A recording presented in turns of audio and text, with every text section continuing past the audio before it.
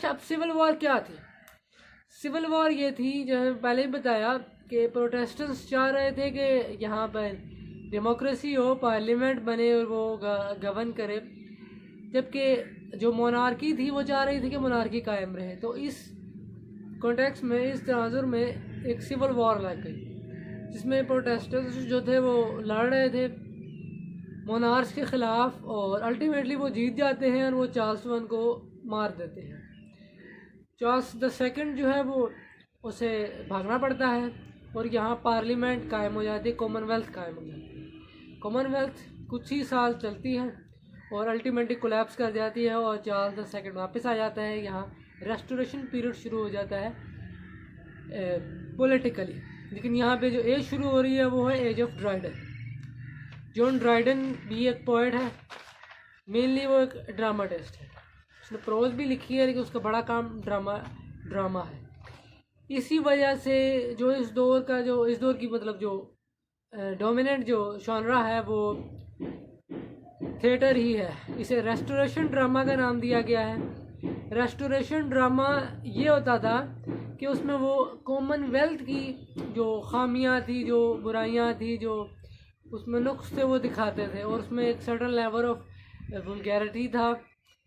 उसमें जो bold language use होती थी और बाकायदा स्टेज पे दिखाया जाता था। और ये चार्ल्स द सेकंड ने ही किया था, यानी वो खुद कहता था कि ये ऐसे ऐसे करो और दिखाओ। यानी टेक्निकली अगर हम इसे देखें तो प्रोपेगेंडा किया जाता था। प्रोपेगेंडा हमेशा से होता आया है और ऐसे होता आया है। आज टीवी पे होता है, फिल्म में होता है, पहले थिएटर पे होता था, स्टेज पे होता था। तो रेस्टोरेशन ड्रामा ये है मेनली। ये वो ड्रामा भी है, हम अब इसे दूसरे अल्फाज में हम ये भी कह सकते हैं कि ड्राइडन का ड्रामा रेस्टोरेशन ड्रामा है। यहाँ ये ड्रामा पेश हुआ था। इसके अलावा यहाँ जो पोइट्री पैदा हुई थी, ये क्लासिकल स्कूल ऑफ पोइट्री था, यानी क्लासिकल पोइट्री थी। ये भी एक रिवाइवल हुआ था क्लासिकल पोइट्री का, क्योंकि पहले कन्वेंशंस तोड़ दी गई थी और जद्दत आई थी और उसमें वो रोमांटिक टच लगे थे और रेनेसेंस के टच आए थे।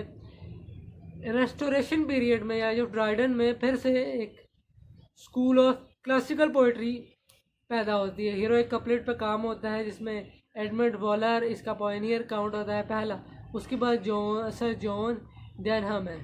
सर जॉन डेनहम की एक मशहूर नज़म है कॉपर हिल, जो कि बाद में भी इन्फ्लुएंस करती रही पॉप को भी और पॉप के एज के लोगों को भी। एक बड़ा काम था और यहाँ हीरोइक कपलेट फिर से इस्तेमाल में आई। हीरोइक कपलेट ही ड्राइडन ने इस्तेमाल की और इसे कहा जाता है कि जो ये परफेक्ट हुई है पॉप के हाथों।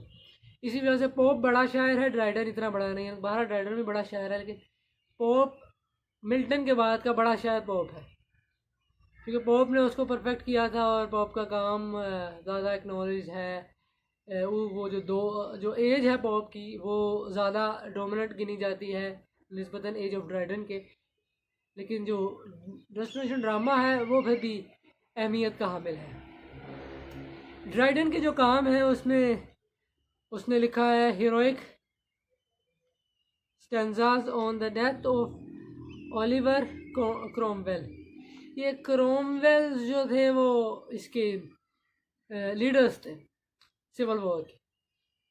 दो मेजर क्रोमवेल्स हैं, ये इसके लीडर्स थे। एस्ट्रिया रेडक्स, एबसोलम एंड एशोफल, ये मशहूर जो डायर है, इसमें भी वही चीज़ दिखाई गई है। यानी उसका एक डार्कर पिक्चर दिखाया गया कि कॉमनवेल्थ का या पार्लियामेंट का या डेमोक्रेसी का, कि इसमें ये खराबियाँ होती हैं वगैरह वगैरह वगैरह। एलिगिसियो लाइसी है, the Hind and the panther है। ड्राइडन की पोइट्री जो है वो 3 हिस्सों में अमूमन 3 तरह से तकसीम की जाती है। इसमें पॉलिटिकल स्टाइल्स हैं, जिसमें मशहूर एबसलम और एचफल है, क्योंकि उसमें वही सारा कुछ किंग को डिफेंड करने वगैरह वगैरह, वही सिविल वॉर के कॉन्टेक्स्ट और पार्लियामेंट कॉमनवेल्थ के कॉन्टेक्स्ट में लिखी थी।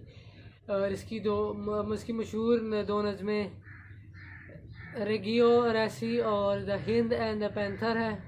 इसमें से रिलीजन पे बात की है और इसके फेबल्स हैं। इसके अलावा सैमुअल बटलर है, बड़ा शायर। हुडिब्रास इसने लिखा है, वही एक सटायर था ये भी। इसकी जो मशहूर बड़ा काम है वो यही है। इसके अलावा प्रोज है। प्रोज में ड्राइडन का बड़ा काम, जैसे एसे ऑफ ड्रामेटिक पोइट्री, जिसमें वो ग्रीक्स, फिर रोमन्स, फिर फ्रेंच और फिर इंग्लिश ड्रामा की बात कर रहा है, थ्रू आउट इन हिस्ट्री को कवर कर रहा है। उसके बाद जॉन बुनियन का बड़ा काम है, जिसमें एक उसकी ऑटोबायोग्राफी है, ग्रेस इम्बाउंडिंग। द पिलग्रिम्स प्रोसेस है, the life and death of mister badman है, द होली वॉर है। सर विलियम टेम्पल के कुछ लेटर्स हैं और एसेज हैं, और जॉन लॉक के फ़िलोसॉफिकल एसेज हैं। एक बड़ा फ़िलोसफर गुजरा है जॉन लॉक, इंग्लिश फ़िलोसफर है, बड़ा नाम है एम्पिरिसिज्म में। उसके कुछ फ़िलोसॉफिकल वर्क्स हैं, वो भी एज ऑफ ड्राइडन की प्रोज वर्क में शामिल होते हैं। पिलग्रिम्स प्रोसेस जो है वो प्योरिटन्स का सबसे बड़ा काम गिना जाता है, इस एज का सबसे बड़ा काम गिना जाता है पिलग्रिम्स प्रोसेस, जिसमें वो बता रहा है कि एक क्रिश्चियन को कैसे रहना चाहिए। अब हम ड्रामा की बात कर लेते हैं, जिसको रेस्टोरेशन ड्रामा भी कहा जाता है। इसमें बहुत सारे फीचर्स हैं, जिसमें से एक वो मैंने पहले बताया कि वो मजाक का, स्टायर का एलिमेंट होता था। स्टायर पेश किए जाते थे पिछले जो कॉमनवेल्थ गुजरी है उसके, जो नाकाम एलिमेंट का मामला रहा है उसके। इसमें कॉमेडी ऑफ मैनर्स दिखाए गए। कॉमेडी ऑफ मैनर्स इसी चीज़ का नाम है। कॉमेडी ऑफ मैनर्स ये होते हैं कि आप अपने माशरे की बुराइयों को पेश करें, उनकी खामियों को, उनके नुक्स को सामने लाएं, मजाक के तौर पर मजाक उड़ाएं उस चीज़ का, उस चीज़ की तस्दीक तक बात लेके जाएं। कॉमेडी ऑफ मैनर्स में ये होता है। ये इसका एक मेन फीचर था। इसमें बड़े नाम विलियम वेचली है, विलियम कॉन्ग्रेव है, सर जॉन वैनब्रो है, जॉर्ज फरखो है और रेवरेंट जर्मी कोलियर है। इसके अलावा हीरोइक प्लेज लिखे गए। इसमें ड्राइडन का बड़ा मामला रहा है। इसने हीरोइक प्लेज लिखे, जैसे क्वेस्ट ऑफ ग्रैंडा है, टेरेनिक लव, और इसके बाद में रिवेंज ट्रेजेडी है। रिवेंज ट्रेजेडी में morning bride, all for love है। ये सारा ड्राइडन का काम है। जो मैंने बताया, औरंगजेब है, टेरेनिक लव और द रॉयल मार्टर है, ये सारा ड्राइडन का काम है। इसमें हीरोइक प्लेज और रिवेंज ट्रेजेडी है। और फाइनली नेथन ली और थॉमस ऑटवे भी दो ट्रेजिक ड्रामाटिस्ट हैं इस ज़माने के, इस दौर के, जिन्होंने ऑर्फन और वीनस प्रिजर्व्ड लिखी है। और finally age of reason. Age of reason क्या है, या एज ऑफ पोप क्या है, या अगस्टन एज क्या है। पहले एज ऑफ रीज़न क्या है। एज ऑफ रीज़न एक मूवमेंट थी जो कि बेसिकली कह सकते हैं फ्रांस में ही शुरू हुई थी। ज़्यादातर तो फ्रांस में ही काम हुआ है। ये एक मूवमेंट थी, इसमें इंटेलेक्चुअल और फिलोसॉफिकल आइडियाज़ पे बात की गई थी, जिसमें लिबरलिज्म पे बात की गई थी, जिसमें न्यू क्लासिसिज्म की बात की गई थी। ये न्यू क्लासिसिज्म ही है जिसको जो ड्राइडन है, जो पोप है, जो जॉनसन है। न्यू क्लासिसिज्म से क्या मुराद है, नया क्लासिसिज्म, यानी एक चीज़ क्लासिसिज्म होकर ख़त्म हो गया है, उसे फिर से शुरू किया जाए, ये न्यू क्लासिसिज्म। ये भी एज ऑफ इनलाइटनमेंट या एज ऑफ रीज़न में शुरू हुआ था। ये 17वीं सेंचुरी में बनता है, और इसमें इख्तलाफ है। कुछ कहते हैं कि डेकार्ट की किताब के बाद ये आया था, शुरू हुआ था, और कुछ कहते हैं न्यूटन की किताब के बाद आया था। ऑफकोर्स न्यूटन इंग्लिश है और डेकार्ट जो है वो फ्रेंच है। कोर्स लिखने वाले भी वैसे ज़्यादा फ्रेंच के ही थे। तो बहरहाल इसमें इख्तलाफ है, और खैर और भी राय मौजूद है, लेकिन मोतबर ये दो अमूमन मानी जाती हैं, गिनी जाती हैं। न्यू क्लासिसिज्म शुरू कैसे हुआ था, ये शुरू हुआ था रोम से। तो तीसरी राय है वो यही है कि रोम में शुरू हुआ था। जो तीसरी राय ये है कि एज ऑफ रीज़न रोम में शुरू हुई थी, लेकिन ये बात वाज़ेह है कि न्यू क्लासिसिज्म रोम में शुरू हुआ था। ये पोम्पे और हेरकुलम जो दो मशहूर कदीम शहर हैं इटली के, वहाँ से ये शुरू हुआ था। उनकी दरियाफ्त हुई थी, और उनके सफ़र के बाद जो लोगों ने सीखा था उससे उन्होंने जो आइडियाज़ डेवलप किए थे, उन्होंने फिर ये न्यू क्लासिसिज्म शुरू की थी और बाद में फिर वो इंग्लैंड में भी आई वगैरह वगैरह वगैरह, और यहाँ पे ये सारा कुछ हुआ। ड्राइडन भी न्यू क्लासिसिज्म में ही आता है बुनियादी तौर पर, लेकिन अगस्टन एज कहा जाता है पोप को, एज ऑफ पोप को। एज ऑफ पोप को क्यों कहा जाता है? क्योंकि इसमें भी वैसा ही अदा पैदा हुआ था जैसे अगस्टन एज में पैदा हुआ था। अगस्टन एज क्या है? जो एम्परर अगस्टस के दौर में थी, उस दौरान जो लिटरेचर पैदा हुआ था उसे वुमन कह दिया जाता है कि जी वो अगस्टन लिटरेचर है, वो अगस्टन एज है। तो उसके जैसा ही लिखा गया था। ये कहा जाता है कि जैसे उस ज़माने में बड़े बड़े नाम थे, जैसे वर्जिल, सिसरो है, होरेस है, बिल्कुल ऐसे यहाँ पे एडिसन, पोप और स्टील, ये सारे लोग यहाँ मौजूद थे। इनके ये नाम क्यों इन्हें पड़ा अगस्टन एज? इसके बारे में वोल्टेरे और गोल्डस्मिथ की राय गिनी जाती है कि इन दोनों ने ये नाम रखा था। इसकी एक और वजह ये भी कही जाती है कि पोप ने होरेस की तरह लिखा था द एपिस्टल टू अगस्टस, जिसमें वो अपने एम्परर से बात कर रहा था, लेकिन उसने वो सारा जो कन्वेंशंस और आइडियाज़ और जो वर्ड्स थे वो उसके होरेस के इस्तेमाल किए थे। तो ये बिल्कुल ही समझ लो कि इमिटेशन थी उनकी। इस वजह से इस एज को अगस्टन एज कह दिया जाता है। जो पोप भी से इस वजह से कहा जाता है कि पोप इस एज का बड़ा राइटर था, बड़ा पोएट था। इसकी जो पोइट्री है उसमें जो मुश्तरक खसूसियात जो गिनी जाती हैं वो ये है कि इसमें इंटेलिजेंस और डायडक्टिक सेट्रिकल टोन होती थी, और आर्ग्यूमेंट्स और क्रिटिसिज्म के साथ बात किया जाता था, आर्ग्यूमेंट्स के साथ बात किया जाता था और क्रिटिसिज्म दिया जाता था। यही हाल हम आपको चौसर में मिलेगा, आपको उससे पिछलों में मिलेगा, यही हाल आपको ऑलमोस्ट ड्राइडन में मिलेगा। ये सारा क्लासिकल है। जो दरमियान में ये थोड़ा सा हिस्सा आता है जिसे एज ऑफ शेक्सपियर और एज ऑफ मिल्टन कहते हैं, इसमें इस क्लासिकल नोशन, इस क्लासिकल बिहेवियर से बगावत मिलती है। इस वजह से ये रिवाइवल था, ये नियो क्लासिज्म था, ये सिलसिला नहीं चला आ रहा था, ये दोबारा से वापस आया।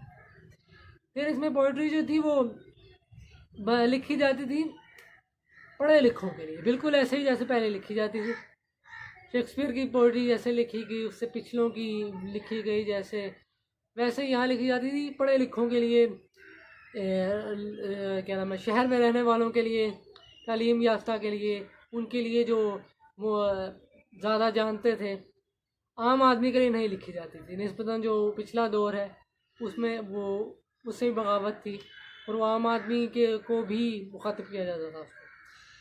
क्रिटिकल एंटेगनिज्म टू रोमांटिक लिटरेचर, जो रोमांटिक लिटरेचर उससे पहले पैदा हो चुका था, शेक्सपियर के दौर में हुआ है रोमांटिक लिटरेचर पैदा, डन ने किया है कोर्स है जो मिल्टन में रोमांटिक लिटरेचर पैदा हुआ है, ये उसके ख़िलाफ़ हो गए थे। बिल्कुल वही इंटेलेक्चुअल वाला मामला, वही जो क्लासिसिस्ट के यहाँ होता था वो यहाँ वापस आया। इसी वजह से ये न्यू है, मैं फिर से बता रहा हूँ। Devotion to form and love of superficial style, यानी वही कि हाँ जी भाई एक कन्वेंशंस है कि जी ऐसे ही शायरी हो सकती है। मेटाफिज़िकल, जैसे मैंने बताया कि वो तस्हीक के तौर पे उन्हें कहा गया था, वो उनकी ज़रूरत अफजाई नहीं थी। क्यों? क्योंकि वो कन्वेंशंस तोड़ रहे थे और हद से ज़्यादा तोड़ रहे थे। ये फिर से उस पर वापस आए थे। ये वहाँ जो तोड़ना था वो है रोमांटिक लिटरेचर, वो है क्या नाम है, वो जिसके खिलाफ थे। ये जो है वो एक आर्ट के जी, ये एक आर्टिफिशियल, एक सुपरफिशियल जो स्टाइल है, जैसे बस चौसर ने फॉलो किया था, चौसेरियंस ने फॉलो किया था, एक जी ऐसा ही लिखना है, यही मीटर होगा, यही राइम होगी, सब कुछ वगैरह वगैरह। तो ये उस पर वापस आए थे।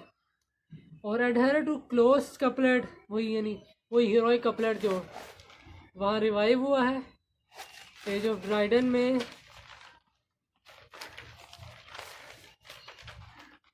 एडमंड वॉलर के हाथों ये उस पर कारबान थे और सख्ती से कारबान थे। इसके पोप का जो वर्क्स है, पोप ने तीन अदवार पोप के भी काउंट होते हैं उमूमन। आप देखेंगे चौसर के यहाँ भी 3 थे, ड्राइडन के यहाँ भी 3 थे, पोप के यहाँ भी 3 थे। अब ये कौन से 3 है? इसमें पहला दौर है 1715 से पहले का, जिसमें उसने नज़में लिखी हैं फोर पेस्टर्स जो कि वर्जिल के तरीके पर थी। द मसीहा विंस्टर फॉरेस्ट जो थी वो कॉम्पर हिल पे थी। कॉम्पर हिल वही है जो सर जॉन डेनहम ने लिखी थी, हीरोइक कपलेट वाले ही हैं वो भी। और एसे ऑन क्रिटिसिज्म लिखा है जो कि होरेस के आर्ट पोइट्रिया पे थी। और रेप ऑफ द लॉक लिखी है जो इसकी सबसे बड़ा काम जो गिना जाता है पॉप का। उसके बाद 1715 से 1725 का दौर है जिसमें इसने इलियड और ओडिसी जो कि होमर की है उसकी ट्रांसलेशन की। उसके बाद 1725 का है। थर्ड पीरियड में ये लिख रहा है styles and episode of Horace imitated, और बाद में डंकेट, ये भी एक इमिटेशन ही है, स्टायर है उसी तरह से ही सारा कुछ। और द एसे ऑन मैन, इसी दौर के बाकी पोइट में मैट प्रायर है जिसकी the town and the country mouse Alma लिखी है नज़म इसने, और सोलोमन लिखी है। इसके अलावा जॉन गे है जो कि स्विफ्ट और पॉप का दोस्त है, इसने पेस्टर्स लिखे हैं, फेबल्स लिखी हैं, द शेपर्ड्स वीक लिखी है, ट्रिविया लिखी है। एडवर्ड यंग है जिसने माइट थॉट्स, रॉबर्ट ब्लेयर है जिसने द ग्रेव लिखी है, विलियम सोमरविल है जिसने द चेस लिखी है, थॉमस पार्नेल है जिसने the night piece on death and hymn to contentment लिखी है, दोनों में है। लेडी विंचेस्ला है जिसने नॉक्टोरियल रेवरे लिखी है। जेम्स थॉमस है जिसने द सीजन्स लिखी है, ये एक लंबी नज़म है। सैमुअल गार्थ है जिसने द डिस्पेंसरी। इसके बाद प्रोज वर्क है। प्रोज इस दौरान पढ़नी शुरू हो गई थी।